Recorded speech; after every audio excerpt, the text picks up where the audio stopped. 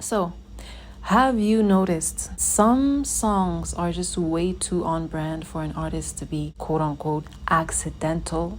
That is because art is the artist. I think art is embodiment. Music is usually a transmission of the artist's inner world, their world view. And as I explored different artists and have been, I guess, experimenting with different songs and stuff like that, it just became more and more obvious to me. And recently, there's a song that has been going kind of viral on TikTok, the Go Girl song by Summer Walker featuring Latto and Doja. I'm referencing this because I think this is the perfect example. I noticed the very big difference between Summer Walker's verse and Doja's verse. When you listen to those two verses, Summer Walker's verse is extremely pick me. Things like got him hooked, now I'm bait, his baby mama hates us or something like that, your baby mama hates us or something like that. And when I say pick me, let me just make it clear that I am strictly talking about centering male validation and your self-worth kind of being narrated through men. I am not talking about sexual explicitness or confidence, because those are completely different things. I mean pick me energy, and Summer's verse is very big on that. She's flexing sexual performance for the man, for him, and she has rivalry with other women. This tracks with her. Her musical identity is kind of based off that, and that's okay because it works for her. But my point is, the difference is what really stands out when you compare those two verses, where Doja, her flex is autonomy and her wealth and her friends. When you listen to her verse, good skin, rich too. I'm a homeowner with a swimming pool. Ain't any man that I'd ever date. Which is so... Doja did not even enter the male gaze.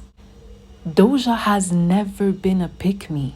This is why I say that the art actually carries posture, which is why sometimes people feel fatigue with certain artists and they feel freedom with other artists. A lot of people on TikTok were saying, I think I'm good on Summer Walker's music because her lyrics and the things she sings about and centers is just not for me. And then you compare that with Doja, you should go ahead and listen to her verse. It is actually almost aggressively male decentered.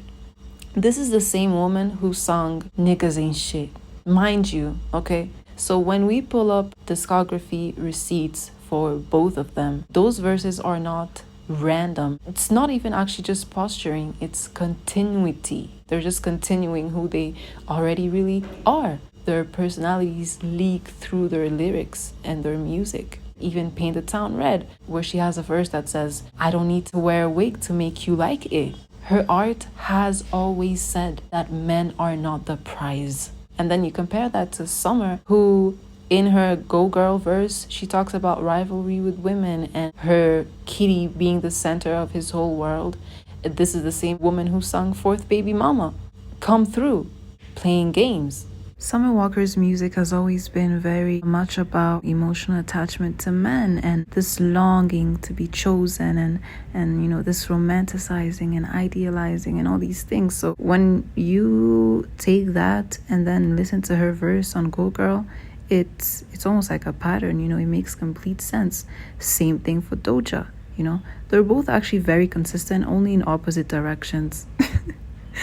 Art accumulates. I mean, you could argue one song away, but I don't think you could do that with a whole catalog. That's your whole freaking profile, bro. So yeah, and I actually want to narrow down on Doja. She has sung about men, but the energy is just completely different. And when she does that, it's usually in a very dismissive kind of like background, nonchalant way. We see this even in the Go Girl verse. She says something along the lines of her being in a poster in his room or something like that. She's, like I said, she's always been that way. But apart from men, when you look at a few of her other songs, such as Mooo, which is the first song of hers that ever really went viral, and this other song of hers that I actually really love, is one of my favorite songs of hers, called Nitendhoe. Those two songs, Mooo and Nitendhoe, may seem like random songs, to anyone that does not know or understand Doja Cat. Doja Cat is a gamer and she's like this internet goblin. I know she probably is a very sarcastic person in real life and has like this humor, which I think is not a mask actually. Her humor is her medium. She's a meme lord. For her to make Mooo and Nitendhoe, those are not random songs. They come from her mind, her imagination. Artists, the art they make is really who they are. The art doesn't come from nowhere. It comes from someone. And so that's why I think that when people say, oh, you could just separate the art from the artist, I don't think that's a very honest statement. I think art is like an autobiography. It's all these experiences and all these values and beliefs made rhythmic into an art form that people consume. And that's why when Jay-Z cheated on Beyonce, we got Lemonade. That was actually a real rupture in Beyonce's life, and the marriage was real. The anger and the grief and the forgiveness arc, it was all real. The same thing for someone like Amy Winehouse, the man that narrated the documentary I watched about her. In the end, he said her life was tragic, but her life and everything she went through is the reason why we have a masterpiece like Back to Black and Rehab. And same thing goes for someone like Rihanna when she makes songs like Bitch Better Have My Money and Pour It Up and the whole freaking anti-album. She is not performing bad bitchhood. She actually is a bad bitch.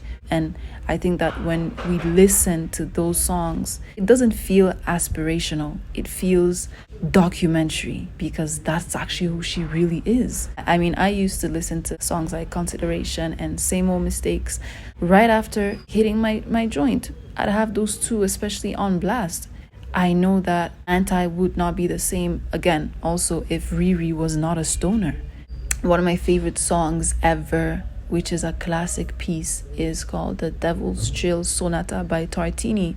He heard that song in his sleep, and then he later woke up and tried to recreate and reproduce what he had heard, which apparently wasn't even anything close to the original, that the devil played in his dream. So you can't tell me to separate the art from the artist when art is born from things like dreams and visions and altered states and revelations. So if a masterpiece like The Devil's Chill Sonata by Tartini can be formed in the subconscious, in his sleep, it just makes very little sense to try and detach art from the psyche or from the source.